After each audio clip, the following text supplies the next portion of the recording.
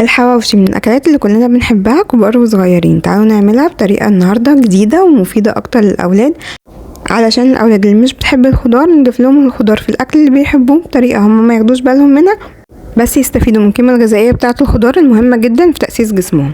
معانا هنا بقى كوسايتين حجمهم متوسط، انا هبشرهم عشان احنا مش عايزينهم يبانوا خالص في الحواوشي بتاعنا.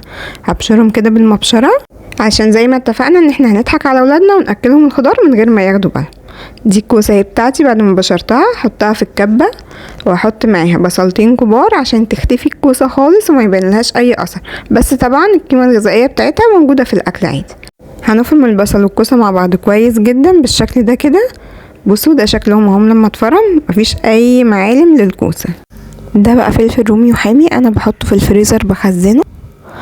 وبعدين هحط اللحمه بتاعتنا في الكبه، انا بحب اديها ضربه كده في الكبه مع البصل والكوسه والفلفل عشان كله يتجانس مع بعض، والتوابل طبعا بحطها معاها. انا مستخدمه توابل حواوشي جاهزه فمش هحط توابل كتير، هحط بس معاها ملح مع التوابل الحواوشي دي. وهفرم بقى كل ده في الكبه مع بعض كده. انا مش هفرمه جامد، انا بس هديه ضربه في الكبه بحيث ان الحاجه كلها تتقلب مع بعض. وكمان لما بديهم ضربه كده في الكبه اللحمه بتتفرد معايا في العيش بسهوله جدا.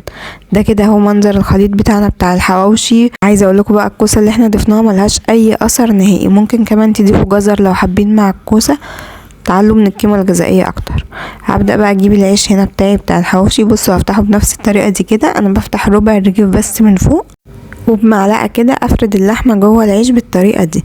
بصوا عشان احنا فرمينها في الكبه بتتفرد بكل سهوله.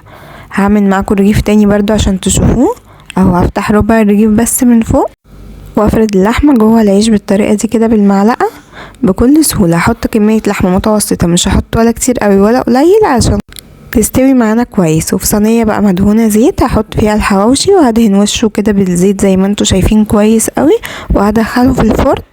وده شكل بقى الحواوشي بتاعنا لما طلع من الفرن. عايزه اقول لكم كان طعمه تحفه تحفه تحفه. بصوا شكله عامل ازاي، بصوا من جوه عامل ازاي، ولا باين فيه ان هو فيه كوسه ولا اي حاجه خالص، وبجد طعمه كان جميل.